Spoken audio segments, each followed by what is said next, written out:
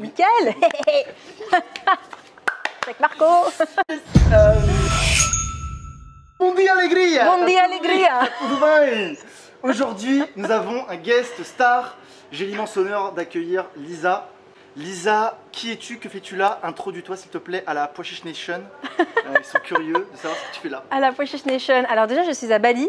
On se rencontre un peu par hasard, entre guillemets, parce que voilà, je ne savais pas du tout que tu étais à Bali. Improviste total. Et on est dans l'impro total avec ce podcast qu'on vous fait, donc je suis déjà super contente. Merci. Super contente de te voir, super contente du coup de faire cette interview. Et qui je suis? C'est assez simple, donc je m'appelle Lisa Salis, je suis nutrithérapeute, naturopathe également. Et en fait, je suis la créatrice du podcast Au mieux de ta forme, parce que mon but est de démocratiser l'accès à la nutrition, à la santé, parce que je pense qu'il y a beaucoup d'informations biaisées aujourd'hui. Allez écouter ce podcast. Ce podcast. Ce podcast. Le BFZ. Et en fait, j'essaye à travers mes réseaux, à travers mon contenu, à travers des consultations que je fais aussi, d'aider un maximum de personnes donc, à reprendre leur santé en main, à se responsabiliser et à mieux connaître leur corps pour préserver leur santé ou se soigner si elles ont déjà une pathologie. D'accord. Avant rentrer plus en détail dans ce que tu fais, comment est-ce que ça t'est venu en fait? Parce que là, c'est très bien expliqué, tu as vraiment très bien résumé ce que tu fais. Comment ça t'est venu cette passion, on va dire, de la nutrition? Parce que je sens que tu es passionnée. Ah oui, complètement. Et en fait, je dis souvent, je suis presque née avec, donc peut-être pas à ce point-là, mais déjà à 16-17 ans, j'étais très attirée en fait par les vertus santé des aliments. Dès que j'ai eu un premier salaire et j'ai commencé à travailler, alors que j'étais au lycée, j'étais à la faculté, etc. Mais à 16 ans, j'ai commencé à travailler dans des stades sportifs pour déchirer les tickets, me faire de l'argent de poche. Et je me suis payé un blender pour me faire des smoothies, tu vois, pour te dire. Et en fait, j'ai toujours été Lisa Green, Lisa Healthy, très sensibilisée par l'écologie, par la nourriture, par la santé, par l'aspect naturel des choses. J'ai toujours eu quelque chose en moi qui me dérangeait dans le fait de prendre une pilule dont j'ai aucune idée de la composition pour me soigner d'un truc dont j'ai aucune idée de la cause. Tu vois, il y avait un truc qui, pour moi, n'était pas cohérent en fait. Et puis progressivement, en parallèle à mes études, donc j'ai fait des études dans la communication, j'ai travaillé pendant des années dans la restauration, puis j'ai voyagé. Mais j'avais toujours cette chose au fond de moi qui me passionnait sur la santé, la symbolique des maladies, la nutrition. Donc je me suis beaucoup formée en autodidacte. Jusqu'au jour où, notamment en voyageant, j'ai commencé à rencontrer beaucoup de gens, je leur parlais de mes lectures, puis au final, ils me posaient plein de questions sur leurs problèmes de santé. Je leur disais, tiens, essaye ci, essaye ça. Moi, j'avais eu des gros problèmes digestifs, donc je m'étais soignée un peu toute seule, en fait. Puis un jour, ça a fait clic. Je me suis dit, mais en fait, tu connais tellement de choses et tu conseilles tellement de gens, pourquoi pas en faire ton métier? Donc de là, j'ai décidé d'investir pour me former en Suisse, parce que pour moi, les écoles suisses étaient beaucoup plus compétentes, en tout cas à l'époque, que les écoles françaises. Et il y a des grands professionnels en Suisse? Oui, il y a des grands professionnels en Suisse, il y a des grands professionnels en France aussi, mais c'est vrai que dans le domaine de la naturopathie, de la nutrition, en France, tu as beaucoup d'écoles qui te proposent des formations professionnalisantes en 1 an ou en 18 mois. En Suisse, c'est entre 4 et 5 ans, donc c'est déjà autre chose quand même. Et j'avais envie de, voilà, étant passionnée, ayant déjà une bonne base en tant qu'autodidacte, je voulais vraiment aller plus loin. Donc je me suis formée, je me suis diplômée, j'ai ouvert mon cabinet à Lausanne, à Genève. J'ai travaillé beaucoup comme consultante en entreprise en Suisse aussi. Consultante en entreprise? Consultante, ouais. Ça a été l'un de mes premiers jobs à peine diplômée. C'était génial. C'était passionnant parce qu'en fait, je travaillais pour une grosse boîte suisse. C'est un peu l'équivalent des grands centres commerciaux français, pour ne pas dire de marque. Et en fait, eux, ils avaient un supermarché, tout un espace food, en fait, et ils avaient toute une offre takeaway, donc des plats à emporter, etc. Et vu que je les connaissais bien, en fait, ils ont fait appel à mes services pour dire, bah voilà, nous, on veut refaire complètement notre carte de A à Z pour avoir des salades de qualité, parce qu'eux, ils vendaient des carottes râpées, une salade de poulet avec du parmesan, enfin voilà, des trucs basico-basiques, et puis ils voulaient tout restructurer. Donc j'ai travaillé avec eux pendant 2 ans sur toute l'offre voilà, c'est marrant d'ailleurs, si tu vas dans ces centres commerciaux suisses, tu as des petites photos de moi dans les supermarchés avec le conseil de Lisa. C'est trop marrant. Je vois que c'est à ton Instagram. C'est trop marrant. Donc du coup, voilà, ça a été l'un de mes premiers gros projets en tant que professionnelle, on va dire. Et puis bien sûr, après il y a eu les consultations. Puis en fait, ce qui m'est arrivé, c'est que quand j'ai commencé à faire des consultations, j'étais confrontée à des personnes qui avaient des pathologies graves. En fait, très rapidement, mes premiers consultants, c'était des personnes qui avaient des maladies auto-immunes. Je me souviens, j'ai eu un jeune garçon qui avait un diabète de type 1, une femme, diabète de type 2, insulinodépendante depuis plus de 10 ans, elle allait perdre son rein. Enfin, tu vois, j'ai eu des cas costauds, en fait. Et j'étais effarée de voir qu'ils n'avaient aucune base en nutrition, Pire que ça, par exemple, pour cette femme qui avait un diabète, son diététicien lui conseillait de boire du jus d'orange et de prendre 3 produits laitiers par jour, alors que c'est ce qu'il y a de pire à faire en cas de diabète. Et là, je me suis dit, ok, non, il y a un truc qui ne joue pas, c'est pas cohérent, et il faut, au-delà du cabinet, offrir la possibilité aux personnes qui n'ont peut-être pas le moyen de se payer des consultations, d'avoir accès aux bases de nutrition qu'on aurait dû apprendre à l'école, en fait. Et c'est drôle, à chaque fois que je dis ça, j'ai des frissons, c'est fou. Et au final, je me suis dit, ok, il y a un truc à faire. Donc, j'ai quitté mon cabinet en me disant, je vais surtout faire de la prévention santé pour apporter toutes ces bases aux gens. Et si une fois qu'ils ont intégré toutes leurs bases dans leur quotidien, il y a encore des symptômes, il y a encore des choses, et là, ils viendront consulter. Donc, il y a 2 ans, j'ai quitté la Suisse. Je me suis installée à Annecy avec mon chéri. J'ai mis toute mon énergie dans des consultations à distance quand même, parce que j'avais beaucoup de demandes par rapport aux consultations à distance et par rapport à mon podcast, par rapport à mon compte Instagram. De là, j'ai créé un e-book avec 4 règles d'or pour vous dire, voilà, si vous vous sentez perdu, vous ne savez pas par quoi commencer. Et pour tous ceux qui me disent, ouais, mais la nutrition, c'est compliqué, là, tu verras en 80 pages, tu as vraiment les bases expliquées. Et puis, il y a vraiment eu cet élan de me dire, je veux démocratiser l'accès à la nutrition. C'est devenu très, très important pour moi. C'est une valeur fondamentale, c'est ce qui fait que je me lève tous les jours. Et aligné par rapport à ça. Voilà, et c'est comme ça que ça s'est fait en fait. Petit à petit, apporter les bases de la nutrition aux personnes de manière préventive. C'est-à-dire qu'au lieu comme tu le disais au tout début, de s'attaquer aux symptômes, plutôt guérir les causes de ces symptômes et vraiment, oui, soigner les gens en fait. C'est ça, en fait, ce qu'il faut comprendre, c'est que dans la nutrithérapie, on devient thérapeute à travers l'aliment. Pour simplifier la chose en fait. Donc c'est magique parce qu'au final, au lieu de passer par des médicaments ou au lieu de passer par des compléments alimentaires à n'en plus finir, moi mon credo c'est d'essayer avant tout d'optimiser au maximum l'alimentation et la santé générale de la personne. Exactement. Pour après dire ok, une fois que tu as fait tout ça, là le remède peut être utile. Je parle souvent de bobologie, c'est un terme que l'un de mes enseignants utilisait beaucoup, je trouvais ça génial.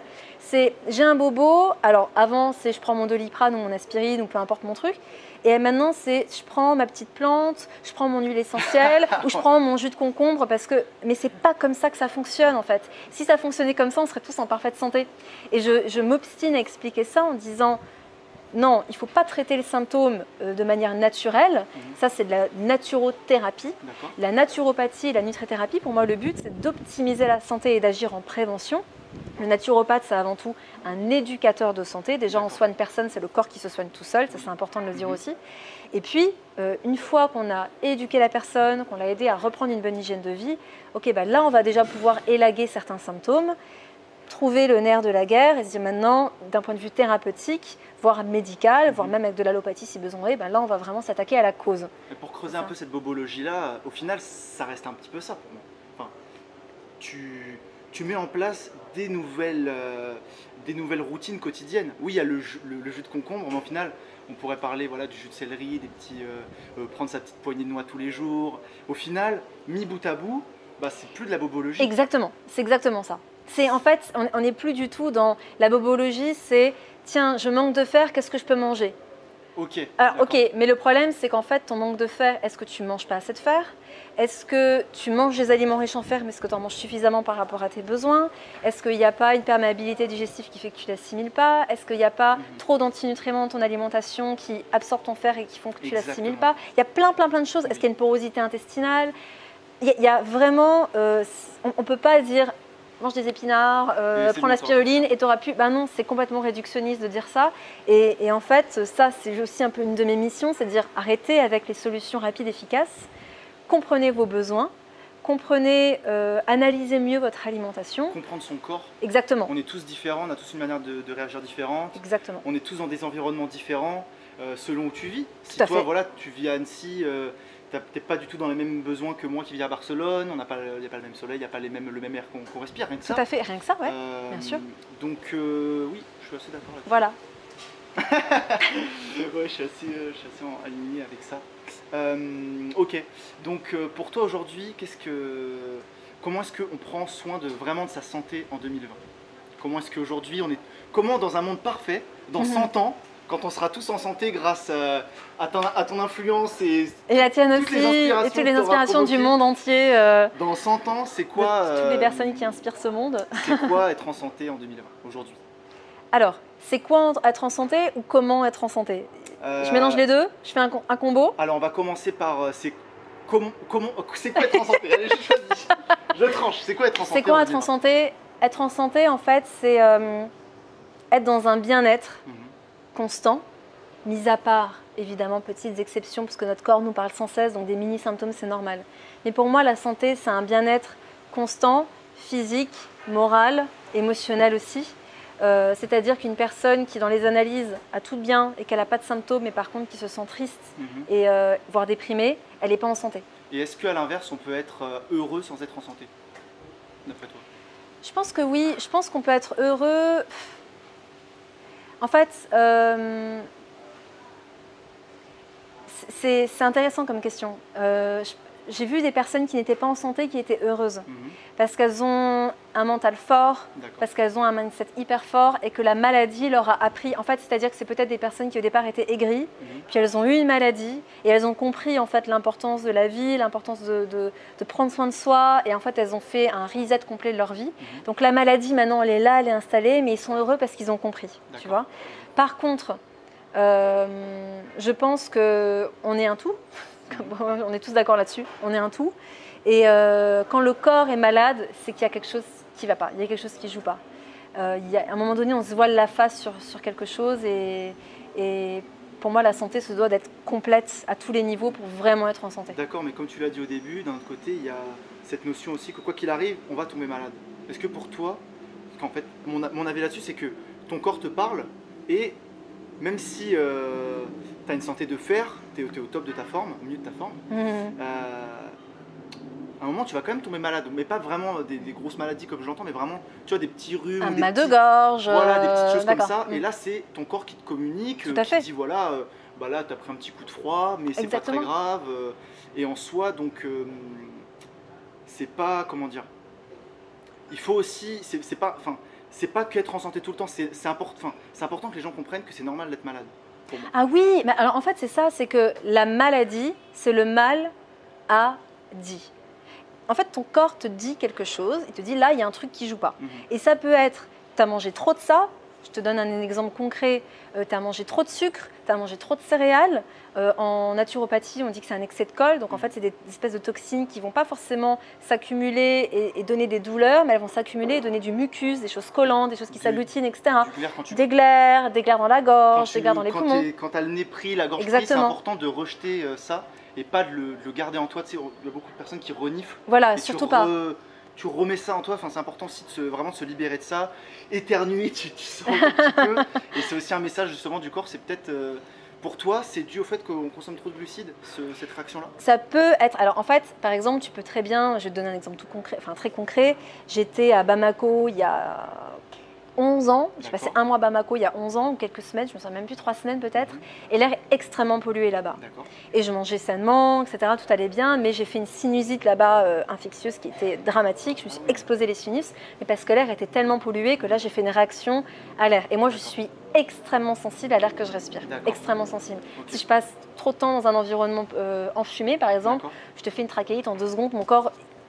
Depuis toute petite, je suis très très sensible à ça. Trachéite, explique-nous. Trachéite, c'est en fait une inflammation de la trachée, mais en fait ça se manifeste un peu comme ça commence en infection des voies ORL, souvent le nez, la gorge, puis ça descend en fait dans les bronches, mais en fait toute ta trachée inflammée, et puis dès que tu tousses, ça t'arrache la trachée. Enfin, voilà, on appelle ça une... Tu t'en es aperçu en allant dans des villes polluées alors donc, Je m'en suis aperçue. La première fois que j'ai fait une très grosse trachéite, ça a été quand j'ai passé une soirée avec des collègues avec qui je travaillais.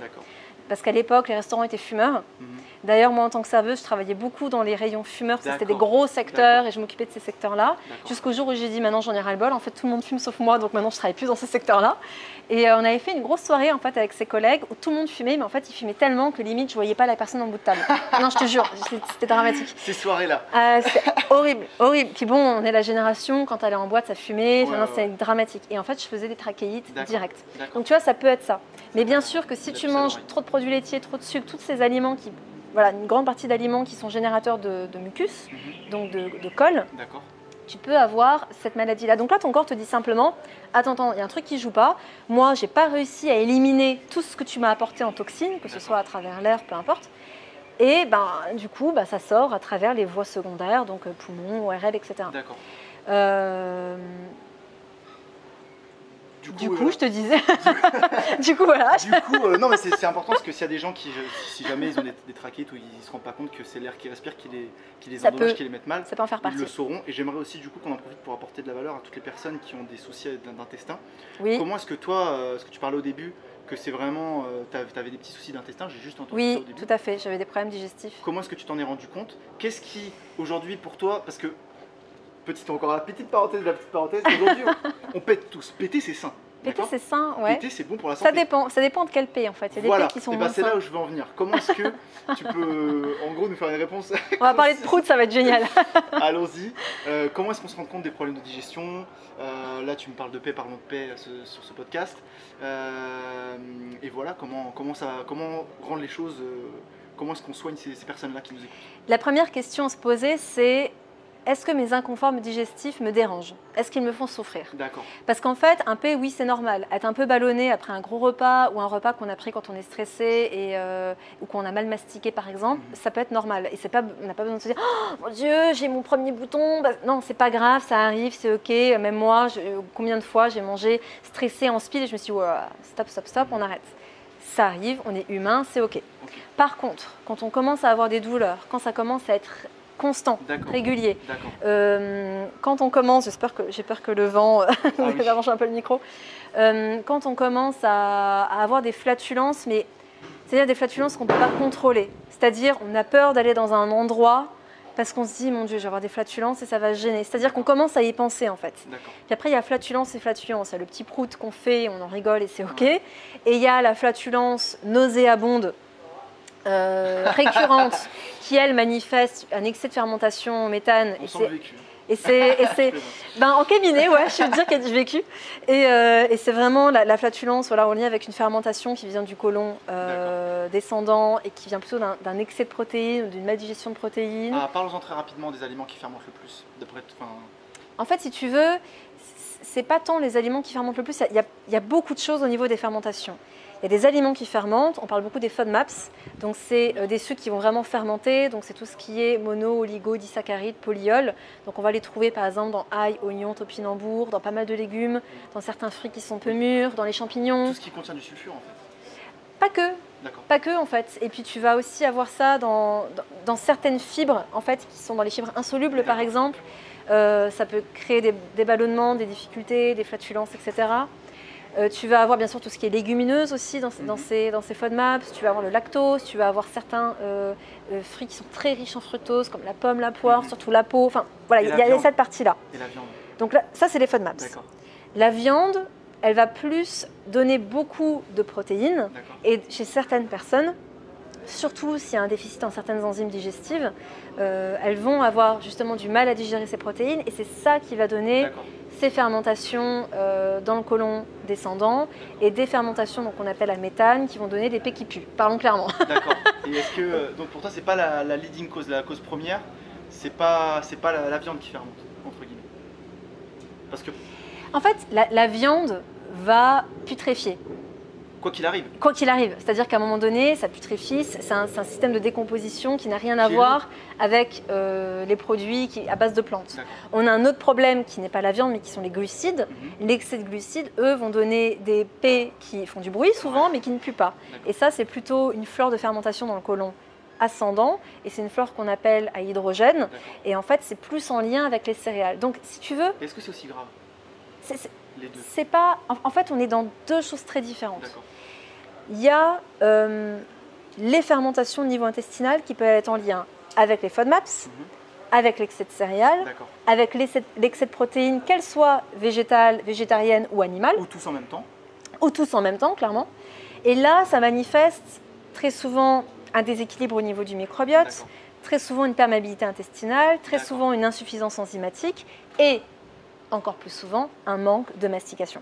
La base de la base. D'or de la digestion. Non, mais la base. Et ça, je saoule tout le monde avec ça, mais c'est hyper important. Plaît, si tu nous écoutes. Si tu nous écoutes, mâche. Mâche. Alors, moi, je passe, sans déconner, 30-40 minutes à manger maintenant. Mais c'est génial. C'est ce qu'il y a de mieux à faire. C'est ce qu'il y a de mieux à faire. Surtout quand tu es végétalien. Non, mais c'est important. C'est important. On ne peut pas manger, surtout quand on est végétalien, en 10 minutes. C'est pas possible. À moyen terme voire même à court terme, vous défoncez en fait votre santé Et en plus, digestive. au final, c'est tellement mieux, tu savores tellement plus ce que tu manges, t'es là. Bien sûr. Ah, c'est tellement. Je dis toujours que le plaisir, il est dans la bouche, il n'est pas dans l'estomac. Bah oui. Donc autant savourer, Bah oui. autant bien sentir les choses. Et puis en plus, je pense qu'il y a une intelligence quand même dans le corps, c'est que les saveurs qu'on ressent, le corps les perçoit. Oui. Et si au bout de 15 mastications, en fait, au niveau du goût, ça nous plaît plus, ou qu'on se dit Ouais. ah ouais non, j'en ai plus envie, c'est que le corps il a eu exactement ce qu'il lui faut de cette quantité, de Oui. cet aliment-là, qu'il faut passer à autre chose, ou alors que cet aliment ne lui correspond pas, D'accord. etc., etc. Donc Et c'est complexe. Dans ce cas, repetite parenthèse. Ouais, non, mais juste pour finir, Vas-y. juste pour finir sur ça, c'est que tu vois, tu me disais et la viande, mais la viande c'est une autre problématique. D'accord. C'est-à-dire que chez certaines personnes ça leur convient, etc. On va vraiment sortir du côté éthique parce qu'on est tous d'accord sur le côté éthique. Maintenant voilà, on va prendre une personne qui prend de la viande dans certaines quantités. Voilà, elle peut bien la digérer, ne pas avoir de problème, ça peut bien se passer, etc. La viande, on reste quand même dans l'un des aliments avec, je pense notamment au fromage fermenté, qui sont les plus acidifiants pour l'organisme. D'accord. Donc l'apport de végétaux est extrêmement important Oui. et c'est toujours une question de balance de ratio en fait. D'accord. Et en général, je ne vais pas directement corréler les problèmes digestifs à la viande. D'accord. Pour moi, c'est bien plus complexe que ça Très bien. parce qu'il y a beaucoup de problèmes digestifs qui viennent des céréales, des légumineuses et il faut, en fonction de ce que mange la personne, adapter et se dire ok, c'est quoi la cause? Et très souvent, ça ne vient pas forcément de l'aliment, ça vient plus du système digestif en soi, de la mastication, du stress, etc. Parlons-en très rapidement de cette acidification, Oui. parce qu'il y a beaucoup de professionnels de la santé avec qui je parle, qui me disent que clairement, cette acidification, c'est du bullshit. Qu'en fait, si tu veux, toi, dans ton estomac, quoi qu'il arrive, c'est acide. Oui, bien sûr. Donc, que tu manges des plantes ou de la viande, que sais-je, en fait, cette histoire d'acidification, c'est un peu tiré par les cheveux et avec, bien sûr, dans le cas d'une alimentation équilibrée, en fait, chose que très peu de personnes font au final, de ce que j'ai l'impression. Est-ce que, donc, d'après toi, cette acidification est justifiée par la consommation de produits animaux ou non? C'est là où j'en viens. Est-ce que c'est du bullshit ou pas? Dis-nous ce que tu en penses. Alors, je pense qu'il y a un gros amalgame Mhm. entre l'acidité tissulaire et l'acidité au niveau médical D'accord. et l'acidité dont on parlait les naturopathes. C'est D'accord. comme la candidose. La candidose, ça peut être une maladie extrêmement grave. Il y a déjà des gens qui m'ont dit « Mais mon Dieu, il ne faut pas parler de candidose parce que c'est super grave comme maladie. » Et puis tu as la candidose d'un point de vue naturopathique. Et de plus en plus de médecins, d'ailleurs, maintenant, prescrivent des antifongiques, etc. pour les candidoses parce qu'on a conscience qu'il y a un souci au niveau du microbiote et qu'il y a une prolifération de champignons, etc. Bref. Donc, l'acidité tissulaire, pour moi, c'est quelque chose qui existe, qui est à prendre en compte et qui est bien différente de l'acidité de l'estomac, c'est-à-dire qu'en fait, on mélange tout. L'estomac, il doit être acide parce qu'il va avoir, grâce à l'acide chlorhydrique, une action désinfectante, antibactérienne et aussi il va permettre, dans cette acidité ambiante, de fragmenter surtout les protéines parce que les glucides, par exemple, se digèrent avant tout dans la bouche grâce à l'amylase. Et donc c'est la ptyaline, c'est l'amylase salivaire, ça va digérer les glucides. Après, les glucides vont quasiment pas être digérés au niveau de l'estomac parce que c'est trop acide. Par contre, une fois que ça sort de l'estomac, il y a plein de sels biliaires et de sucs pancréatiques qui vont être libérés pour de nouveau basifier, c'est-à-dire enlever cette acidité ambiante parce que sinon, en fait, on se boufferait de l'intérieur. Si l'acidité de l'estomac sortait dans l'intestin, ça rongerait l'intestin. Donc on doit basifier tout ça et on retourne dans un environnement basique. Donc on est basique partout, entre guillemets, sauf dans l'estomac où c'est très acide, pour simplifier un petit peu. Le sang, en fait, l'équilibre du pH sanguin est vital. Si tout d'un coup notre sang est trop acide, on meurt, clairement. S'il est trop basique aussi, on meurt. Donc cet équilibre est vraiment hyper touchy. Et le corps est toujours en train d'aller absorber les excès d'acide dans le sang pour retrouver la balance au niveau sanguin. Et ces excès d'acide dans le sang vont être éliminés à travers les urines, à travers la transpiration, etc. C'est pour ça que quelqu'un qui est très acide... Emprisonné par des cellules graisseuses aussi. Oui, tout à fait. C'est pour ça que des fois, il y a des gens qui sont en léger surpoids, mais qui ne sont pas en mauvaise santé. En fait, au niveau des cellules graisseuses, on va surtout stocker tout ce qui est toxines. D'accord. Tu vois, donc par exemple, les excès de toxines qu'il y a au niveau alimentaire, au niveau additif alimentaire, au niveau métaux lourds, etc., ça va beaucoup se stocker dans les cellules adipeuses. C'est pour ça que quelqu'un qui perd beaucoup de poids d'un coup doit être très, très, très vigilant à la santé de son foie, parce qu'en fait, il va larguer plein de toxines en perdant du gras. Les personnes qui gonflent un peu, on est plus dans de la rétention d'eau, c'est-à-dire qu'à un moment donné, parce qu'on absorbe l'acidité sanguine pour l'éliminer, on peut aussi avoir un circuit lymphatique, c'est-à-dire notre lymphe qui est un peu trop chargée en toxines, en résidus acides, etc. Et à un moment donné, on peut peut-être avoir plus de rétention d'eau. Voilà, c'est un peu complexe en fait de savoir le pourquoi du comment à ce moment-là. Mais pour en revenir à l'acidité, en fait, évidemment que si on mange trop de viande ou trop d'aliments hyper acidifiants, donc tout ce qui nous acidifie, c'est dans l'ordre, céréales, légumineuses, œufs, produits animaux, et puis après on est vraiment dans tout ce qui est produits fermentés. Le parmesan, c'est le summum par exemple. Exact. Et les choses qui nous alcalinisent, pour simplifier, ça va être le thé vert, les fruits, les légumes, et puis en général, plus c'est vert, mieux c'est.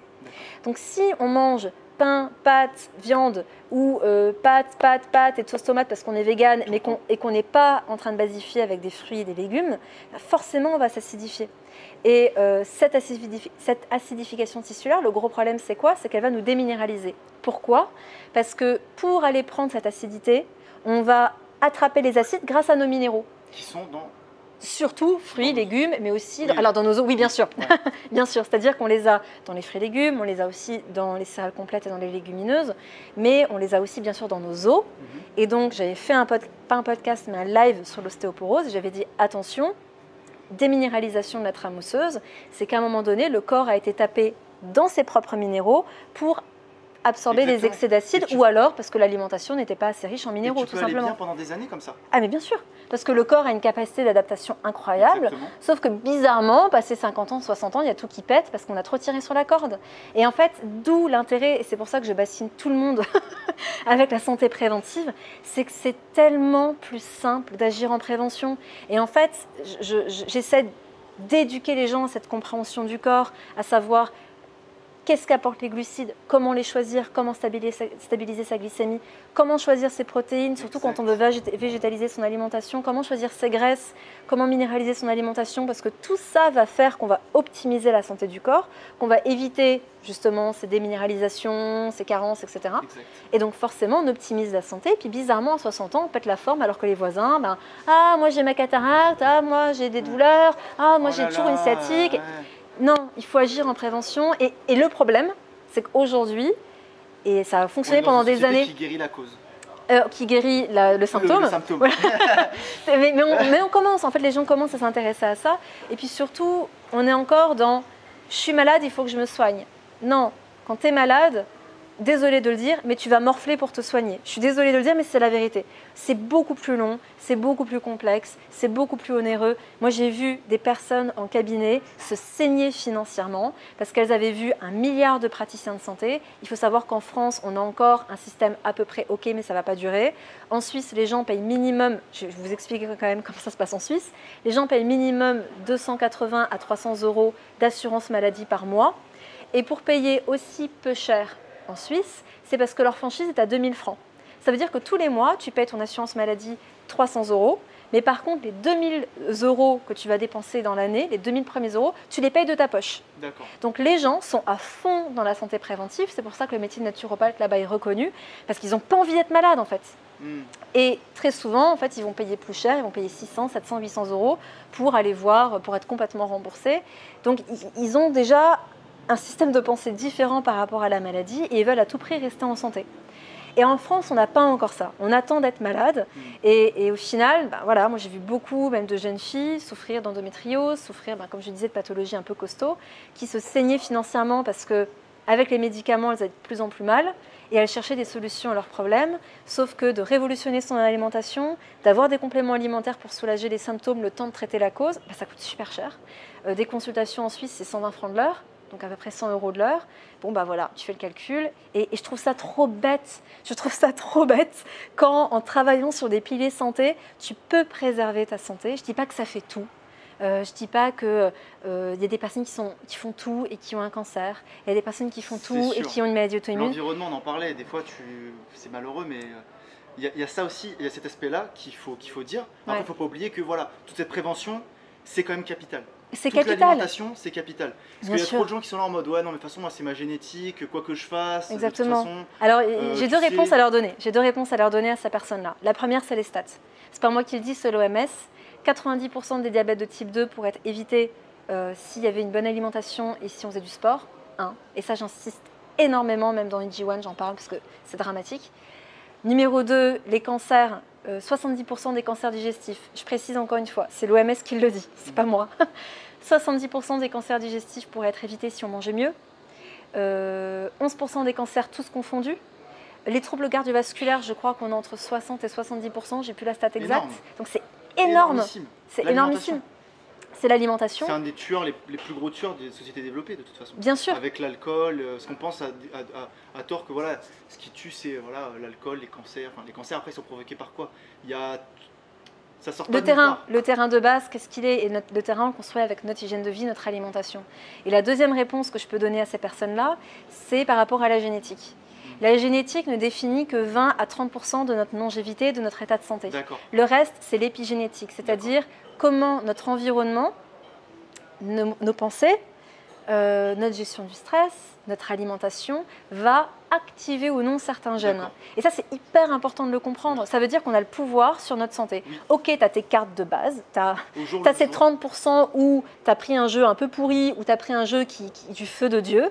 Par contre, il y a des gens qui ont un super jeu à la base, mais parce qu'ils ne respectent pas les règles, ben, c'est les premiers perdants. Et il y a des personnes qui ont un jeu un peu pourri, et moi, j'ai eu un jeu pas top au départ parce que j'étais très sensible, j'ai un corps qui réagit très vite, trachéite, rhinotrachéite, rhinopharyngite, bref tout le bordel, j'en ai eu plein, problèmes digestifs, mais tant mieux parce qu'en fait ça m'a fait comprendre que ok, il y avait un truc qui ne jouait pas, j'ai dû être très vigilante à cette hygiène de vie, j'ai dû comprendre les règles du jeu, j'ai dû vraiment les respecter. Comment tu as guéri des intestins justement? Je crois que tu ne l'as pas dit. Alors au niveau intestinal déjà...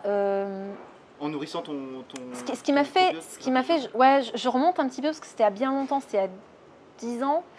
Et Qu'est-ce que tu as commencé à manger En fait, ce qui s'est passé, c'est que déjà, j'ai fait des analyses d'intolérance alimentaire. D'accord. En fait, je suis rentrée d'Asie. En rentrant d'Asie, j'ai fait beaucoup de vaccins en amont parce que j'avais été justement en Afrique, etc. Beaucoup de vaccins, prise de la pilule contraceptive, beaucoup d'antibiotiques parce que forcément, pour tout ce qui est Malarone, etc., pour le palu, donc c'est des antibiotiques contre le paludisme, ça t'explose la flore intestinale. Donc je suis rentrée et on m'a diagnostiqué une candidose vaginale. D'accord. Donc c'est une prolifération fongique. Moi j'avais jamais eu de problème au niveau vaginal, on me diagnostique ça, ok. Je vois une naturopathe à ce moment-là à Rome qui me dit si tu as une candidose vaginale, c'est que tu as une candidose intestinale. Donc moi à l'époque, je connaissais encore pas grand-chose à tout ça. Et je commence à m'intéresser, c'est là en fait. C'est là que j'ai plongé à fond dans tout ce qui est santé digestive, alimentation végétale, bref, parce que je mangeais, en fait quand je vivais à Rome, j'avais une alimentation 100% végétalienne, exclusivement crue quasiment, parce que je bossais dans un bar à jus, je consommais quasiment que ça.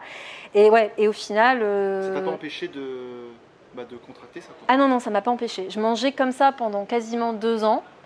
Et en fait, c'est en rentrant d'Asie qu'on m'a diagnostiqué ce truc-là. Et puis là, je me suis dit, ok, il y a un truc à creuser. Et en fait, évidemment, à l'époque, ce qu'on pouvait trouver, c'était plus de fruits, plus de miel, plus de bananes, plus tout ça, céréales complètes, légumineuses, très peu de viande, très peu de poisson, pour couper les sucres et couper les fructoses à cette candidose. J'ai fait ça pendant 1 an, ça m'a rien fait du tout. ça a stabilisé l'état. En fait, sincèrement, en termes de symptômes, j'avais pas grand-chose. Par contre, sur les analyses, parce que suite à ça, je me suis un peu intéressée à ma santé digestive, j'ai fait un test d'intolérance alimentaire et j'étais intolérante à tout. Et là, je me suis dit, en fait, mon problème, c'est que je ne suis pas intolérante ou j'ai pas de candidose, j'ai une perméabilité intestinale, ce qui fait que la moindre toxine passe dans mon sang. Aujourd'hui, moi, je remets beaucoup en question ce diagnostic de candidose. Pour moi, on a tous une candidose parce qu'on a des candidats albicans dans l'intestin. Maintenant, qu'est-ce qui fait qu'il y a trop de candidats albicans et surtout, qu'est-ce qui fait qu'ils passent la membrane digestive? Et pour moi, le problème, c'est qu'il y a une dysbiose, c'est-à-dire un déséquilibre entre les bonnes et mauvaises bactéries. Et 2, il y a une perméabilité intestinale parce qu'on n'a pas pris soin de sa santé de la muqueuse de l'intestin. Donc, nourrir les bonnes bactéries. Donc, nourrir les bonnes bactéries, mais aussi nourrir sa muqueuse. Et là, ça ne va pas plaire aux véganes, mais en tout cas, c'est ce que j'ai fait il y a 10 ans. Ce qui a sauvé ma santé digestive et ce qui m'a permis de réintégrer tous les aliments, ça a été de couper les céréales et les légumineuses, de manger que du cuit. Et j'ai réintégré le fameux bouillon d'os, dont on parle beaucoup, qui m'a permis d'apporter beaucoup de vitamines, beaucoup de minéraux, beaucoup de collagène à cet intestin pour le régénérer. Et de là, donc là, je l'ai vraiment vu, en 1 semaine, je l'ai vu sur ma tête. C'était impressionnant. Ah ouais. C'est-à-dire qu'en 1 semaine, Pourtant, j'étais jeune. Hein. Là, j'ai 33 ans, j'avais 24 ans, un truc comme ça. J'avais l'impression d'avoir un effet push-up sur mon visage incroyable parce que j'apportais beaucoup de collagène, beaucoup de tout ça. Et j'ai senti qu'au niveau digestif, je tolérais beaucoup mieux. Et donc, j'ai réintégré les céréales, j'ai réintégré les légumineuses. Et j'ai pu progressivement réintégrer une diète végétalienne. Alors aujourd'hui, moi, j'ai une diète qui est, on va dire, végétalienne avec des œufs. Voilà, c'est comme ça que je fonctionne. De manière très, très occasionnelle, je vais manger un fruit de mer parce que, voilà, on va dire une fois par an peut-être, parce que je suis invitée, etc. Mais sinon, on va dire que chez moi, c'est exclusivement végétalien. À l'étranger, je mets des œufs. Enfin, bref, tu vois, ça varie. Je suis un peu pareil quand je rentre chez ma mère au Portugal. Au Portugal, où tu as les œufs dans ton jardin, je me souviens. Tu tes poules. Et j'ai pas eu peur de mettre ça en story d'ailleurs. Non, mais en fait, c'est ce que j'essaie vraiment d'expliquer parce que aussi, je pense que quand tu es thérapeute, tu es confronté aussi à des personnes qui savent pas forcément comment faire. Et j'ai accompagné beaucoup de femmes enceintes qui étaient végétaliennes et qui me disaient mais en fait c'est horrible parce qu'elles avaient des pulsions. Enfin, elles me disaient Lisa, j'ai des pulsions de viande. J'en ai pas mangé depuis 12 ans. Qu'est-ce que je fais? Qu'est-ce qui se passe? Qu'est-ce qui se passe? J'en ai envie. Enfin, elles étaient vraiment en mode charal, quoi. Enfin, c'était drôle. Elles disaient et qu'est-ce qui se passe? Je comprends pas. Je fais écoute-toi.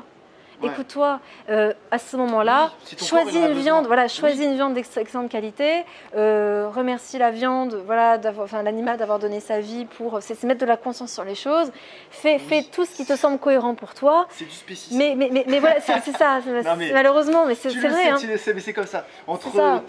C'est horrible. Voilà, si c'est ta survie. En fait, c'est très délicat parce que oui, c'est égoïste, oui, c'est. Mais en fait. Déjà, pour moi, la grossesse, c'est un truc à part. Et puis, il faut se soigner avant tout. Et en fait, j'ai vu trop de personnes persister dans des diètes qui ne leur convenaient pas, peu importe, que ce soit végétalien ou d'autres diètes, parce qu'on leur avait dit que c'était ça. Et leur corps leur montre tous les symptômes que ça ne leur convient pas. Et elles persistent parce qu'elles ont trop mentalisé l'alimentation. À un moment donné, pour moi, c'est juste se reconnecter à ce dont il a besoin. C'est pour ça que je dis toujours aux gens, ne dites pas que vous êtes végétalien, ne dites pas que vous êtes végétarien, ne dites pas que vous êtes paléo, ne dites pas que vous êtes cétogène, on s'en fout en fait. Ça regarde que vous. Et surtout, ça ne vous enferme pas dans quelque chose. Voilà, parce que le jour où en fait, vous avez hyper envie de tel aliment, mais en fait vous vous faites un conflit intérieur pas possible parce que vous dites mon Dieu, maintenant j'ai dit à tout le monde que je mangeais comme ça. Exactement. Et en fait ça crée plus de stress qu'autre chose et de toute façon votre truc pire. Vous n'allez pas le digérer. Enfin, tu vois ce que je veux dire? Donc pour moi en fait à ce moment-là, j'avais mon corps qui me parlait et pour moi c'est très important de pas trop mentaliser et de se reconnecter au corps avant tout. Et je me suis dit ok. Par chance, j'étais en Australie à ce moment-là. J'ai beaucoup appris des lectures anglo-saxonnes. J'ai fait le régime GAPS de Natasha Campbell, qui est un régime qui est destiné aux enfants qui ont à la base des troubles, hyperactivité, autisme, etc. Et alors elle, pour le coup, c'est viandard à fond, donc moi je l'ai adapté et j'ai juste intégré le bouillon. Et c'est vrai que le bouillon m'a fait beaucoup de bien. Et aujourd'hui, dans mes accompagnements, c'est ce que je recommande, c'est-à-dire où on passe 100% par l'alimentation, ou alors j'accompagne des personnes qui sont végétaliennes et je leur dis ok. Comment diminuer les aliments qui favorisent l'inflammation? On apporte des compléments, c'est plus onéreux, mais du coup on passe par les compléments. Pour moi, c'est plus cher, plus onéreux, plus long, mais il y a des résultats quand même. Tu vois. Et moi, c'est en travaillant comme ça, au final, que j'ai aucun regret par rapport à ça, parce que je pense que ça m'a soigné plus vite, et deux, aujourd'hui, ça me permet d'accompagner tout le monde, et ça me permet de vraiment comprendre qu'est-ce qui se passe au niveau digestif. En fait, c'est ce qui a fait que j'en ai fait mon métier, en fait. D'accord. Tu vois. Non, c'est beau. Voilà. Du coup, moi je suis curieux, qu'est-ce que mange Lisa Salis dans une journée? J'ai jamais fait ça. Tu sais, c'est marrant parce qu'en fait, j'ai eu 2 personnes dans ma communauté là, cette semaine qui m'ont dit quand est-ce que tu nous fais une vidéo tu sais, comment ils appellent ça là, les youtubeurs, j'en ai dans mon assiette. Ah oui, voilà, bah ça c'est sûr, ça vrai, trop que je le fasse. Tout le monde demande ça, je sais pas. Tout le monde demande ça, c'est marrant. Alors, je précise toujours que ce qui est bon pour moi n'est pas bon pour tout le monde, mais voilà, vous l'avez compris, bref. Qu'est-ce que je mange? Je mange énormément de légumes. Concrètement, en général, j'alterne. Par exemple, ce matin, au petit-déj, j'ai pris un chia pudding. Donc, c'est des graines de chia avec du lait d'amande et des fruits. Donc là, en l'occurrence, c'est des fraises. Là, ça fait 3 mois que je cuisine plus parce que je suis à Bali. Mais sinon, à la maison, je cuisine tout moi-même, clairement. Sinon, par exemple, hier, au petit-déj, j'ai pris un smoothie bowl. J'ai demandé de rajouter de la protéine végane dedans. Donc, normalement, c'est de la protéine de chanvre, mais des fois, ça change un petit peu. J'évite la protéine de soja. Je ne suis pas fan de la protéine de soja. Donc, sur les smoothie bowls, ils te mettent du granola, des trucs. Tu peux choisir tes graines, etc. À midi et le soir. Ce sont des céréales raffinées, toi tu... Pour les granolas, Ouais. écoute, non, parce qu'en fait, ça dépend des granolas. Ouais. Et en l'occurrence, c'est vrai que je me choisis quand même des restos. Moi, le premier truc que je regarde quand je vais dans un endroit, c'est le resto. D'accord, Et je vais dans des restos qui ont une certaine éthique, d'accord. souvent des restos qui sont véganes ou végétariens. Même j'invite souvent aux gens, même s'ils ne mangent pas à la base végétarien, je dis quand vous allez dans des villes, privilégiez ces restaurants-là parce que souvent ils mettent une conscience sur les aliments qu'ils vous offrent et donc ils choisissent des meilleures huiles pour cuisiner, ils choisissent des meilleures céréales, vous allez avoir des légumes de qualité, souvent ils vont choisir des légumes non traités ou bio. Enfin, c'est plus simple de mieux manger dans ce genre d'enseigne ou de Je restaurant. suis d'accord. Du coup, là par exemple, c'est le genre de granola, c'est des flakes de coco, c'est des graines de chia, ou alors c'est du granola maison, paléo, Très donc bien. à base de graines, Super. enfin tu vois le genre. Une vraie bobo. La vraie bobo dans toute sa splendeur. Laisse tomber, Mon laisse tomber. smoothie bowl Laisse avec, tomber avec mes petites graines et graines. mes petites fleurs. Ah non mais n'importe quoi, c'est Tu manges des pathétique. fleurs aussi. Donc il y a ça. Et après, alors à Bali, il y a un truc que j'adore, c'est le gado-gado. Le gado-gado, en fait, c'est un mélange de légumes. À la base, c'est un mélange de légumes avec une sauce à base de beurre de cacahuète et je suis complètement fan de beurre de cacahuète. J'adore aussi. Mais souvent, ils te servent ça avec du tofu. Et moi, je demande de remplacer le tofu par du tempeh parce que c'est mieux de prendre du soja fermenté. Le tempeh, c'est fermenté. Et ça, je suis complètement fan, donc j'en mange des kilos ici. Mais ça peut être... écoute, ça varie vachement. J'ai une petite cantine juste à côté de ma maison où eux, ils te font des bols de légumes avec une espèce de petite soupe miso. Puis je prends du riz rouge à côté. D'accord. J'essaie toujours d'avoir une source de protéines au moins 2 fois par jour, c'est-à-dire matin et midi, ou matin et soir par exemple. Donc ça peut être, clairement, ça peut être ou du tempeh, ou du tofu de temps en temps. Un jour sur 3, en général, je prends des œufs pochés le matin avec de l'avocat, parce que ça, t'en as beaucoup à Bali. Donc tu as beaucoup d'enseignes maintenant qui te font des œufs bio, free range, etc. Donc quand ils m'indiquent ça, je prends des œufs pochés. Voilà, écoute, c'est essentiellement fruits, légumes, riz rouge, parce qu'ici on a beaucoup. Ouais. Tofu, tempeh, leur spécialité à eux. J'adore le pad thai aussi, donc souvent je prends un pad thai vegan avec du tempeh, des cacahuètes et de la coriandre. Super bon. Voilà, que te dire. c'est Ici, surtout ça. de toute façon, c'est intelligent parce que les oméga 3 ici, au final, à part le chia ou même les œufs, tu peux vite arriver Alors en c'est rade. ça, c'est qu'en fait, en réalité, c'est exactement la réflexion que je me suis faite en arrivant ici, c'est que heureusement que j'ai pris mes graines de lin, pas mes graines de lin, mais mes graines de chia avec moi, parce que ça me permet d'en prendre tous les jours. Yes. Parce que sinon, en Oméga termes 3, d'oméga 3, c'est un peu chaud patate en fait. Ouais, hein. Clairement, c'est un peu chaud patate parce que les œufs, quand tu On les sait prends pas bleu trop. blanc cœur en France, tu sais que tu as des oméga 3, mais bon voilà, moi je consomme beaucoup de graines de lin moulu, à la maison je Ouais. consomme tous les jours. Moi aussi. Ici, j'ai pas mon broyeur, j'ai mon mixeur, mais j'ai pas mon broyeur donc je peux pas le faire. T'as un mixeur ici là Ah ouais, j'ai ramené mon blender, direct. Ah, je te dis. En fait, j'ai mon. Oh là là là C'est un là. Montribest. Qu'est-ce qu'il faut pas entendre? Il Je est- vais le couper ça au Non, non, podcast. non, ne coupe pas, mettez-le. En fait, c'est trop bien. C'est le premier truc que je mets dans ma valise. Tac, mon truc. Et Énorme. au moins, même si je suis dans des zones un peu reculées, je peux au moins me faire un pudding de Je pensais chia pas qu'il y ou avait un pire que smoothie. moi ici. Si, Si, non, laisse tomber, je suis chez Père, chez Père Food. Là, tu vas trop loin là. Mais non, c'est Voilà. cool. Même si à Bali, en vrai, t'en as pas besoin. Ouais. Parce que c'est tellement sain ce qu'ils te font Mais ici. c'est ça, mais ils répondent, petite parenthèse, vite fait à Bali, ils répondent à une demande parce que les Baliens, Baliné. les Balinais, ils sont pas du tout véganes, végétariens ou quoi que ce soit, ils mangent tous Ah non, très non. carnés, Ouais. mais ils répondent vraiment à un engouement qu'il y a ici sur Tout à le fait. végétarien et vegan quoi. Alors, il y a des restos véganes à tous les coins de rue. Ouais. Bah, d'ailleurs, ma cantine à côté de chez moi, c'est tenu par des. Bah, d'ailleurs, c'est souvent tenu par des Balinais, hein, mais c'est 100% bio et Ouais. vegan. Donc c'est voilà, pas comme pour ça c'est comme ça c'est fait. Ici c'est pareil, c'est 100% bio vegan. Tout ce qui est quand même zone touristique, tu as beaucoup Ouais. ça. Mais sinon, dès que tu vas dans des coins un peu plus reculés, c'est chicken. Ils sont fans de Ouais, poulet ici, ils adorent duck, ils ont beaucoup de canards aussi, ils sont là, ils prolifèrent en même Si temps. tu vas dans les zones reculées, tu vois, alors c'est un matin, de bon matin, sur mon scout de Guirette, il y avait une cérémonie. Et en fait, ils égorgeaient le cochon et la vache devant le temple. Donc, Sympathique.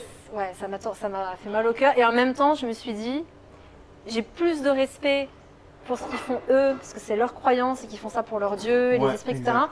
Où je me suis dit, nous, on fait ça à la chaîne, C'est n'importe ça. comment, sans aucune âme, sans aucune conscience. Enfin, c'est dramatique. Tu quoi. penses qu'on Donc, devrait arrêter ça bien ce sûr. cet élevage industriel? Bien sûr, ça devrait être interdit.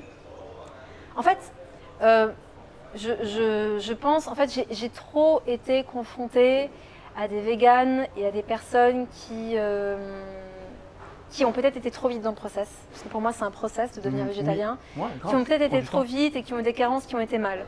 Donc moi, j'aime bien les œufs parce que ça fait une bonne transition et ça permet de combler beaucoup de carences qu'ont très souvent en fait les végétaliens.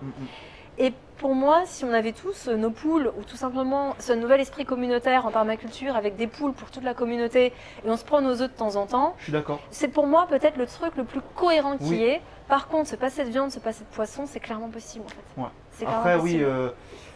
les personnes qui regardent pourront dire oui, ça reste du spécisme, entre guillemets. Bien sûr, oui, je comprends. Et entre guillemets, parce que bon, les poules, elles sont là. Moi, je les vois, bon, ici, elles gambadent, elles font leur life. Bon, bah, tu prends les œufs. C'est quelque chose qu'elles vont faire, de toute façon, c'est du déchet, elles vont le faire quoi qu'il arrive.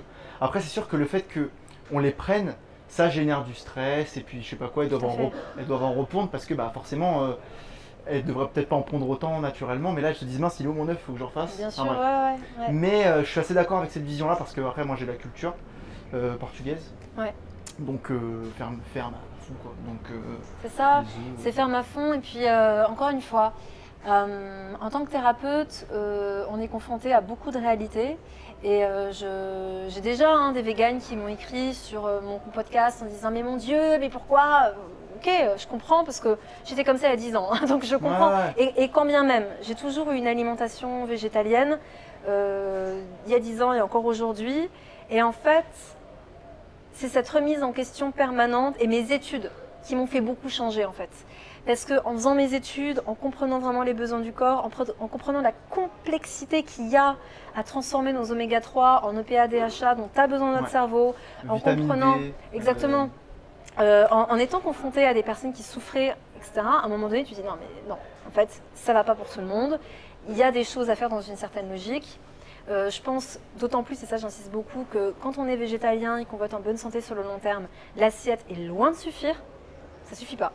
C'est-à-dire que bien manger et se complémenter, c'est une chose, mais avoir une bonne santé psychique, nourrir son esprit de pensées positives, en fait, je parle très souvent de tout ce qui nous nourrit en fait. La vie sociale, la foi, la spiritualité, les passions, la réalisation de soi, l'amour qu'on se porte à soi, l'amour qu'on reçoit, l'amour qu'on partage, les moments en pleine nature, toutes ces choses nous nourrissent.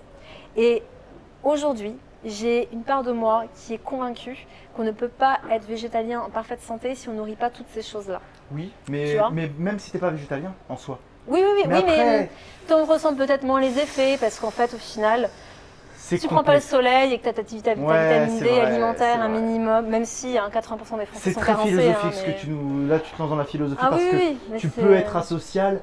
Il y a des gens, ils sont asociaux et je pense pas qu'ils soient malheureux. Ils aiment pas être au contact des humains alors que ça pourrait être une aberration de se dire mais mince, la vie sociale c'est ce qui est le plus important en effet nous sommes un animal de communauté pour vivre en société. C'est une question de curseur en fait, c'est une question de ratio. En fait je pense que certains vont être peut-être pas du tout dans la spiritualité, c'est ok, mais ils vont avoir des croyances et porter leur foi sur d'autres choses qui va les nourrir eux. Et je pense que d'avoir une vie qui correspond à tes valeurs à toi est extrêmement important. Je pense aussi que c'est pourquoi il y a beaucoup de végétaliens qui peut-être sur le côté sanguin, il n'y a peut-être pas tout qui est parfait, mais au niveau de leur santé, ils sont très bien parce qu'ils ont une vie en parfaite adéquation avec leurs valeurs. Et tant qu'on n'aura pas compris que la santé, c'est tout ça, c'est la physiologie, les besoins du corps, comment tu le nourris, et puis tout ce qu'il y a autour, on ne captera jamais qu'est-ce qui nous rend en bonne santé. Santé comme je l'entendais quand on débute ce podcast. Comme les carences dont tu parlais justement, il y a une réputation comme ça que les végétaliens sont carencés. Est-ce qu'elle est aussi due au fait que ce sont les personnes qui vont justement faire attention à ce qu'ils mangent et se dire je vais aller me faire diagnostiquer, comparé à la majeure partie des gens qui en fait vont jamais faire de test sanguin de leur vie, qui vont jamais aller faire une prise de sang et puis qu'en fait ils sont carencés depuis des années mais ils s'en rendent même pas compte, alors que justement quand tu démarres le végétalisme et que vraiment tu as envie de vivre en cohérence avec tes valeurs, justement tu es plus enclin à te dire vas-y je vais aller faire mon test, j'ai envie d'être sûr. Parce que la santé, c'est quand même quelque chose d'important. Donc voilà, je pense qu'il y a ça aussi. Je pense qu'il y a un peu de ça. Je pense qu'en effet, le végétalien, le végétarien vont être plus vigilants. Donc forcément, c'est un peu comme les diagnostics. Aujourd'hui, on fait plus de diagnostics du cancer, donc on en trouve plus aussi. Enfin bref, tu sais, il y a toujours cette question-là à la base. Il faut savoir qu'il y a énormément de carences chez les carnivores. les omnivores, on va dire, Ouais. les omnivores, les flexitariens, il y a des carences aussi. C'est juste que ça va être des carences qui vont être différentes. On va être très carencé en magnésium, on va être très carencé en vitamine D, alors qu'on peut manger de la viande et du poisson et pourtant avoir des carences. Le végétalien va très souvent beaucoup plus avoir de carences en vitamine D, en fer souvent, en iode parfois, en Ouais. B12 évidemment. Ouais, Donc évidemment. du coup, on va complémenter là-dedans. Mais encore une fois, c'est du cas par cas. Et je pense qu'on a tendance, là où il faut faire attention quand on est végétalien, c'est qu'on a tendance à faire les choses dans le désordre.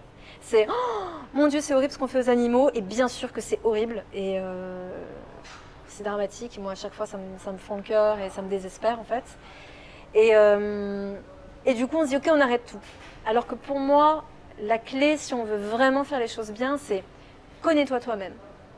Apprends à connaître ton corps, apprends à connaître son fonctionnement, apprends à apporter tout ce qu'il faut à ton corps déjà pour te recharger, parce que très souvent, les 3/4 des personnes que je vois en cabinet, elles sont dévitalisées de base, même sans être végétaliennes, elles sont déjà dévitalisées à la base. Ouais. Donc déjà, revitalise-toi, fais tout ce qu'il faut. Et après, progressivement, on va commencer à éliminer certains, viande, poisson, etc., de manière progressive. Ça va nous permettre d'intégrer de manière progressive les végétaux. Et donc, d'habituer notre microbiote et notre intestin à toutes ces fibres qui arrivent, parce que les problèmes digestifs, très souvent, c'est des excès de fibres aussi. Donc, il faut réhabituer son corps à ça. Notre corps est fait pour. Après, c'est. Oui, mais il en est fait, riche en fibres. le corps, c'est qu'en fait, il est fait pour plein de trucs et qu'il Il s'adapte s'adapte parfaitement. exactement. Oui. Et le problème, c'est que si du jour au lendemain, Tu mets plein pendant de des fibres. années, tu l'habitues à du raffiné, à de la viande, et tout d'un coup, tu mets plein de fibres et des trucs complets, il va juste pas comprendre et ça va s'inflammer. Ouais. Et c'est normal. Et en plus, le microbiote ne sera pas habitué, donc ça va pulluler, ça va fermenter. Mais si on diminue les viandes progressivement, qu'on met plus de légumineuses, c'est ok, ça roule, et puis hop, on peut inverser la balance de manière progressive. Elle est là la clé en fait. Ouais, exact. Et je pense qu'on Mais est dans une société où on veut tout faire trop vite, et c'est pas comme ça que ça marche. Oui. Et je pense même que c'est pas une question d'être végétalien. Je pense que tout le monde qui nous écoute, que tu sois, on s'en fout de ce que tu manges, tu devrais vraiment commencer à questionner ta consommation de produits animaux, ta consommation de protéines animales, et de rajouter des protéines végétales dans ton alimentation. Qui que tu sois, quoi que tu fasses, bah c'est sûr, c'est bateau, mais mange des fruits, mange des légumes, mange des oléagineux, mange des légumineuses. Ça fait partie d'un tout, quoi. Tout à fait. Alors, même si tu veux garder absolument le morceau de viande, voilà. Il y a un truc auquel je suis très sensible aussi, c'est que j'avais fait un post sur Insta où je disais notre écosystème interne est à l'image de l'écosystème externe. On ne peut pas avoir un microbiote en bonne santé et un corps en bonne santé s'il y a une planète qui est en train de crever sous nos pieds en fait. Parce que en fait, on est en train de tuer nos sols, on est en train de tuer ce mucus qu'il y a sur la Terre, on est en train de tuer le microbiote de la Terre. Ouais. On a des fruits et légumes qui ont perdu, je crois, entre 70 et 80% de vitamines et minéraux. Enfin, c'est dramatique. C'est d'ailleurs pour ça que les nutrithérapeutes très souvent disent qu'on devrait tous être complémentés, parce qu'au final, sinon ça ne joue pas. On n'a pas ce qu'il faut dans l'alimentation. Et on espère être en bonne santé et se dire mon microbiote, mes petits probiotiques, mais c'est pas possible en fait si la Terre va pas bien. Donc il faut avoir, selon moi, une alimentation qui est écologique, qui est holistique, pour prendre soin de la Terre et qu'elle nous le rende bien en nous apportant des fruits et légumes qui vont être aussi bénéfiques à notre microbiote, tu vois. C'est beau. Et du coup, pour avoir une alimentation écologique, il faut diminuer nos ratios de viande. Dans mon e-book, j'en parle, c'est 80% de végétal et 20% d'animal. C'est le ratio minimum, on va dire, dans le sens où si tu peux monter et descendre encore, tant mieux. Mais déjà, si tu réduis tes apports animaux, et en fait, on se rend compte qu'on peut très vite atteindre ces niveaux-là. C'est assez simple en fait de faire 80% de végétal. C'est la base de la base. Donc si tu manges des produits animaux matin, midi et soir, bah, tu n'en gardes que pour le midi et tu passes sur du végétarien ou du végétalien. Moi souvent je dis végétarien le matin, animal pourquoi pas les midis, en variant les sources et en prenant des petits poissons et en prenant plutôt des buts de chaîne alimentaires, des buts de chaîne alimentaires. Et le soir, on va faire 100% végétalien. Ça respecte la chronobiologie, ça respecte les rythmes du corps, donc ça respecte cette dynamique écologique qu'on veut avoir. Et là, ça devient cohérent en fait. Tu vois, ça aussi pour moi, j'y suis très sensible, cette vision écologique. Il ne faut pas croire qu'on va être en bonne santé si à côté on ne prend pas soin du reste. Du coup, face à cette réalité qui est que les fruits et légumes sont moins riches qu'avant, est-ce que toi, tu prends des compléments alimentaires Alors, je suis assez. Moi, j'aime bien me complémenter avec ce que la nature nous offre en général. Mhm. Donc, j'aime beaucoup le moringa, j'aime beaucoup Super aliment. la clamate, j'aime beaucoup ici. Tout ce qui est les fruits rouges, ça, dès que je peux, j'en consomme Ouais. énormément. Ou alors, il faut mieux lyophilisés l'hiver ou congeler, même si ça perd un peu d'antioxydants quand même. Mhm. Mais sinon, il y a quand même des choses sur lesquelles je me complémente régulièrement. Alors, il y a tout ce qui est médicinal dans le sens phytothérapeutique. La rhodiola par exemple, tout ce qui est plantes médicinales, ça c'est des petits trésors. Donc moi j'aime beaucoup la rhodiola, le ginseng noir, de temps en temps j'en fais des cures. Et sinon ponctuellement, là par exemple en ce moment c'est ce que je prends du magnésium. Alors à la base moi je prends du magnésium intracutané parce qu'on l'assimile mieux, mais je ne l'ai pas avec moi. La bouteille était trop lourde, donc j'ai acheté du magnésium en comprimé. Pour tout ce qui est antioxydant, là je prends de la vitamine C ester. Donc voilà, la vitamine C j'en prends. Et en ce moment, je crois que c'est tout. Je prends rhodiola, magnésium, vitamine C. Voilà, c'est déjà pas mal. Ouais. Et je fonctionne toujours par cure de 3 semaines et après j'arrête. D'accord. Je ne prends jamais en continu, en complément. Et monodiète, ça t'arrive de faire cette espèce de nettoyage qu'on... Ça m'arrive moins. En fait, c'est hyper intéressant d'ailleurs ce truc-là. La première fois que je me suis... d'ailleurs, il y a 10 ans, quand tout a commencé, etc., j'avais beaucoup de rétention d'eau et c'est une période où je faisais énormément de migraines. Et j'ai entendu parler pour la première fois d'une monodiète par des parents d'une amie à moi qui a fait une monodiète de raisin. J'ai dit, tu sais quoi, je vais essayer. Et j'ai fait le truc à fond, j'ai fait 10 jours. Alors aujourd'hui, je ne recommande pas aux personnes qui nous écoutent de faire direct 10 jours de cure sans être suivi, machin. C'est bon, clair. voilà, Il faut retirer d'abord les protéines, puis les glucides. Alors ça, c'est ce que j'avais fait quand même. D'accord. Déjà à la base, je ne mangeais pas de viande, je mangeais que du poisson. Et encore, je crois qu'à l'époque, j'étais déjà végétarienne. Donc j'ai juste eu à éliminer les céréales légumineuses, faire que légumes, puis que fruits, puis hop, y aller. Mais par contre, en général, je dis faites 3 jours et après vous reprenez. Alors moi, j'ai fait 10 jours de raisin en mode on y va à fond. Pendant 10 jours, mais tu devais en avoir tellement marre. 10 jours, en plus je travaillais à l'époque 50 heures semaine dans la restauration. Oh là là. Qu'est-ce que tu fais en ce moment? Raisin quoi? Ouais, je fais que raisin. Mais je renaissais de mes cendres en fait. C'est-à-dire que plus de migraines, j'ai plein de symptômes. J'ai pas été malade de l'hiver, plus de migraines. Enfin vraiment, ça m'a fait un truc de malade. Et donc de là, tu vois, ça a été aussi l'un des trucs. De toute façon, moi, tout ce dont je parle, je le teste. Je peux pas, je déteste parler d'un truc où les gens qui parlent de trucs, ils n'ont pas testé. Alors moi, je teste et voilà, c'est comme ça que je fonctionne. Et au final, par exemple, j'ai refait cette monodiète de raisin il y a 2 ans. Et au bout de 3 jours, j'en pouvais plus. Vraiment, j'avais un rejet, je trouvais ça trop sucré déjà, parce que je pense qu'il y a 10 ans, je mangeais beaucoup plus sucré qu'aujourd'hui. Ouais. Je trouvais ça trop sucré, j'y arrivais plus. Et puis surtout, j'avais pas besoin de ça en fait. Oui, voilà. À l'époque, peut-être que ton corps. À l'époque, j'avais besoin, mon corps il m'a dit amen, parce que vraiment, il y avait trop. En plus, je travaillais dans un restaurant italien, donc c'était pas de pizza. Donc autant te dire que le raisin, ça m'a fait du bien. Ouais. Là aujourd'hui, je mange déjà tellement bien. Et j'ai tellement pas besoin de me détoxiner comme là j'avais dû le faire qu'au bout de 3 jours de détox entre guillemets, c'est bon. Mon corps en fait, j'avais faim, j'avais envie de nutriments solides, j'avais envie de choses riches, tu vois, pour me nourrir. Et ça, c'est très bien qu'on en parle parce que c'est le danger. Je vois beaucoup de gens qui se nettoient, ils se régénèrent jamais. Ouais.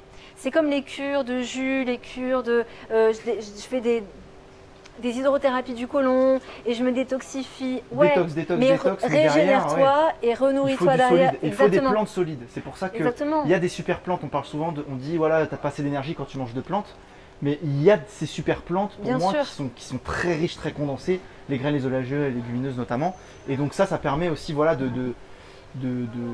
pour moi de rester en santé, de te régénérer comme tu Bien sûr, en fait notre corps a besoin de protéines, notre corps a besoin d'acides gras et si on ne les apporte pas en suffisance avec les bons ratios, c'est-à-dire que les protéines c'est bien mais si tu manges toujours les mêmes acides aminés ça va pas, si tu manges du tempeh tous les jours, ça va pas pendant un moment donné il faut compléter et pourtant le tempeh a tous les acides aminés. Mais il va falloir quand même apporter d'autres acides aminés qui sont peut-être pas essentiels, mais qui sont plus rares pour varier. C'est pour ça que céréales légumineuses, c'est important de les varier. Les acides gras, c'est pareil, si tu n'apportes que des oméga 6, ça va pas le faire. Bah ouais, c'est sûr. Tu vas avoir exactement pro-inflammatoire, tu vas avoir une rigidification de toutes tes membranes cellulaires, enfin bref. Donc, il faut des bons ratios et des bonnes quantités d'acides gras, idem pour les protéines, idem pour les glucides. Tout à fait. Et il faut, comment dire, avoir conscience de nos besoins. Déjà, se nourrir, comme je disais tout à l'heure, se revitaliser. Puis une fois que ça c'est fait, là, quand on en ressent le besoin, quand on a des symptômes qui manifestent un trop-plein, et si on ne les connaît pas, on consulte, comme ça au moins on est sûr de ne pas faire n'importe quoi. Et ben là, on se fait une petite détox guidée, accompagnée.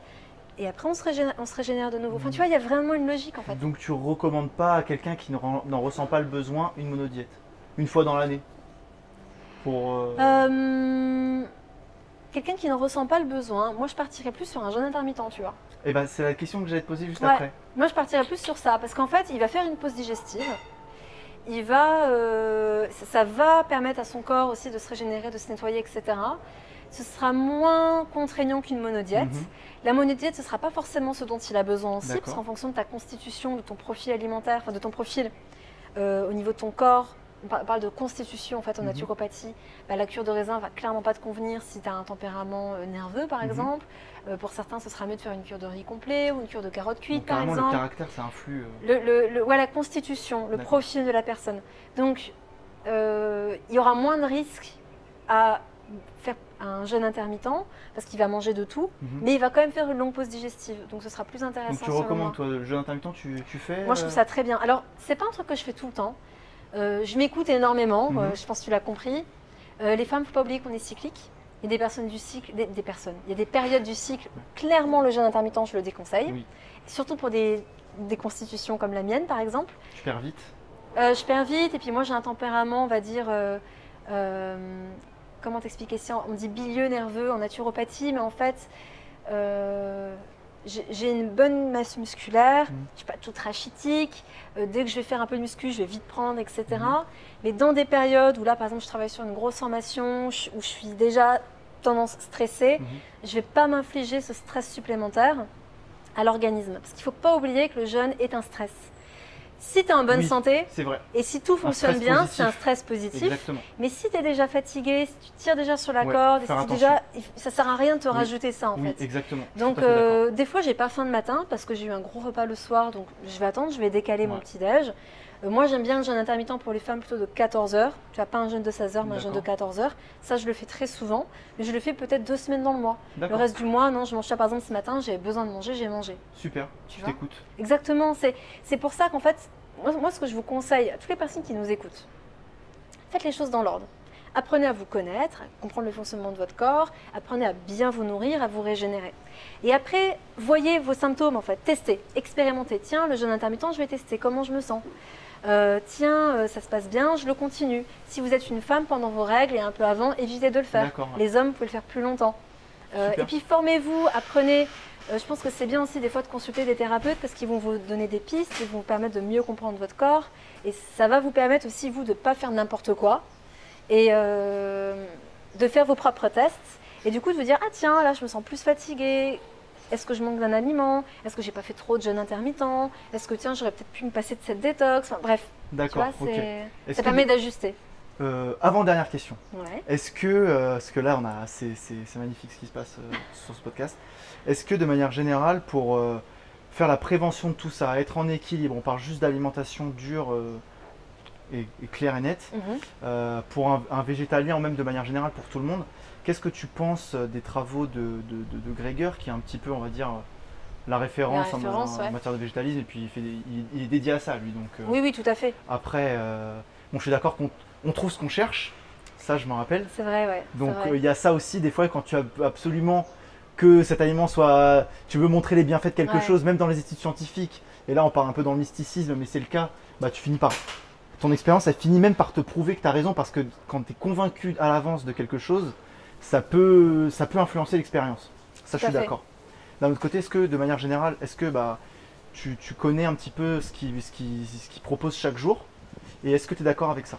En gros, quand tu dis ce qu'il propose chaque jour, en gros, il dit chaque jour, tu dois prendre 3 portions de céréales complètes, 3 portions de légumineuses, tu dois manger une poignée d'oléagineux, tu dois manger 30 grammes de graines de chia ou de lin hydratées ou moulues, etc. Tu dois prendre 3 fruits par jour. En plus, si tu peux, des fruits rouges, des baies qui sont spéciales. Très riches en antioxydants. Et autant de légumes que tu peux. Grosso modo, c'est ça, avec l'exercice, avec l'hydratation. Grosso modo, normalement, j'ai rien oublié, il y a les épices. Mais en gros, voilà, il te dit, il a une espèce de fiche que limite tu peux cocher les cases, qui sont assez dures à cocher d'ailleurs, surtout si tu fais le jeûne intermittent. Et en gros, il te dit, voilà, il te dit de manger un petit peu tous les jours ça. Est-ce que toi, tu penses que en mangeant tous les jours un petit peu tout comme ça, essayer de rajouter autant d'épices que possible, prendre sa poignée d'oléagineux, prendre ses graines de chia, tu vois, comme tu le fais. Est-ce que tu penses que ça, c'est la base d'une prévention, en tout cas même pour la santé de nos amis végétaliens? Alors, je pense que c'est une bonne base. Ce qui manquerait quand même, pour moi, c'est cette notion d'apport personnalisé. Tu vois, c'est-à-dire je pense que dans ce genre d'alimentation, ça reste très glucidique. Ça reste très très glucidique. Oui. Et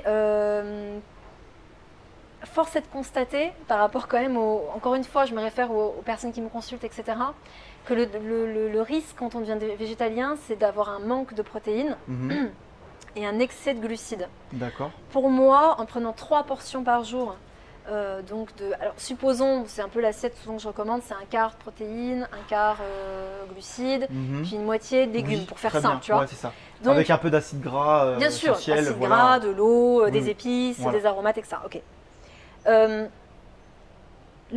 Selon moi, le problème, c'est que si tu fais ça 3 fois par jour, tu vas quand même un peu exploser tes quotas de glucides.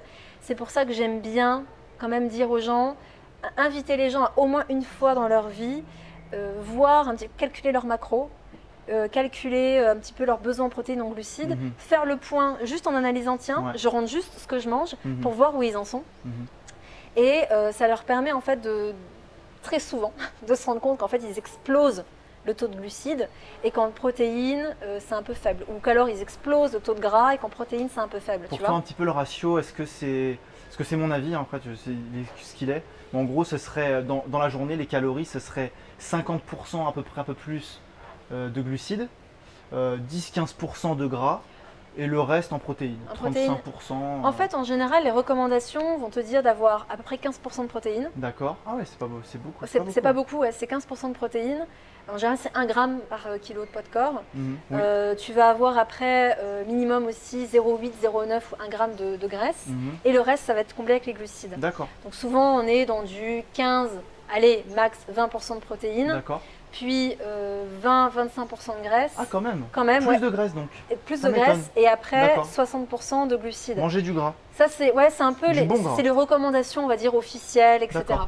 Maintenant, dans les programmes sportifs, on va avoir tendance à baisser le gras au minimum, augmenter les protéines pour ne pas trop augmenter tes glucides. C'est-à-dire que tes glucides restent à 55-60%. Exact. Tu vois, donc ça dépend en fait de tes objectifs. D'accord. Ok. Donc après, c'est un peu complexe pour les gens parce que s'ils ne savent pas exactement, tu vas calculer le truc, c'est un peu complexe. Voilà. D'accord, ok, très bien. Mais je pense que d'avoir des céréales à chaque repas, sincèrement, je ne suis pas convaincue que ce soit hyper nécessaire.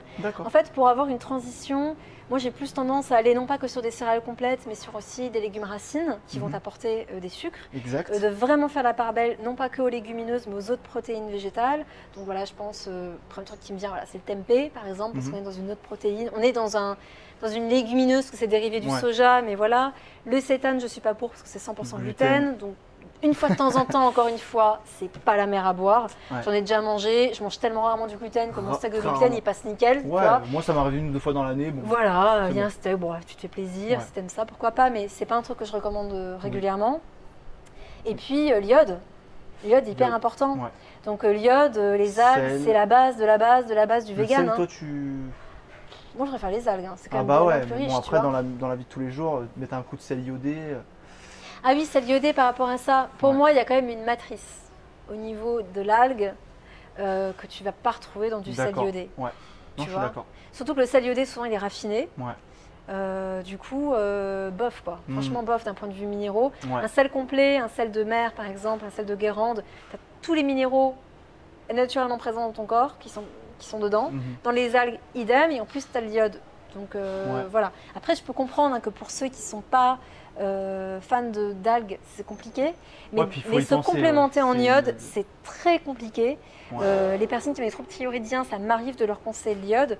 Mais alors le dosage, c'est à la mini-goutte près, parce que trop, ça t'esquinte la thyroïde, et pas assez d'iode. Les hormones thyroïdiennes ne fonctionnent pas. Donc c'est pour ça qu'en fait, un végétalien ne peut pas faire n'importe quoi. C'est pas je mange ça, non. On en parlait, surtout si la santé de base, elle n'est pas podcast, il faut faire attention. Quand tu es végétalien, tu peux pas te permettre de te laisser aller en fait. C'est un peu triste ce que je dis, mais tous les jours, tu dois penser à ce que tu vas manger, aux aliments clés que tu dois manger en fait dans ta Exactement. nutrition, c'est corps. Bah là, comme nous avec le chia, là Oui. tu penses à tes oméga 3 inconsciemment, bah c'est pareil, un végétalien il doit penser inconsciemment à tous les minéraux, à toutes les vitamines qu'il doit manger. Ce qui peut être une très bonne idée en voyage, tu vois, j'y avais pas pensé, mais c'est de se prendre des noix entières et de les concasser Ouais. ici. Parce que du coup, ça te fait un bon apport en oméga Ouais. 3 aussi, tu vois, ça c'est pas un truc... les prendre déjà cassés, c'est con, parce qu'en Ouais. fait, tu perds tes oméga 3, ça va s'oxyder plus Ouais. rapidement. Mais si elles sont pas... Bon, t'as ton sac de noix dans ta valise, c'est un peu... Ouais, c'est un voilà. peu bizarre. C'est un peu bizarre. Je Ou pense tu que prends un personne sur complément. Terre fait ça, Lisa. On Non, arrête tout de suite. on arrête tout de suite. Mais sinon, voilà, tu prends ton complément avec toi et puis t'es Prends tes noix dans ta valise. Oh mince, ah si, c'est bon. Prends tes noix dans ta valise avec toi, bien sûr, des habits, mais surtout les noix. On ne pense pas assez. Mais en vrai, pour Prends ça les ton blender. voyageurs, Prends ça ton pour les blender. voyageurs dans les zones reculées, partez avec des oléagineux dans votre valise parce que c'est un super snack et vous Ouais. serez très content de les avoir Ouais. quand, à Oui. part du poulet Ah non, ou mais des tu dis ça, mais ça bouillies. me manque là. Hein. Ouais, de Ah, ouf. ça me manque. Hein. Bah Ouais. là, ici, on est en PLS. Hein. Ouais. Mais tu peux en acheter ici. Ah Dans, ouais dans le resto où on était avant. Ah ouais. Ouais, tu peux en acheter. Mais ils sont déjà. Ils vendent des oléagineux, ils vendent des Mais trucs. non, Ouais. ok. Moon Bandit, bonjour. J'espère que tu es en train de kiffer l'interview. Personnellement, j'ai adoré la faire. C'est pour ça que ça dure un petit peu. Mais avant de passer à la deuxième partie, je voulais t'inviter à t'abonner à ma page YouTube pour ne rater aucun nouveau contenu. Et bien sûr, t'abonner au club des emails privés tous les jours où presque je reçois des messages de remerciement pour ces messages d'inspiration que tu reçois tous les matins dans ta boîte mail. Ne rate pas celui de demain. Passe une pure journée.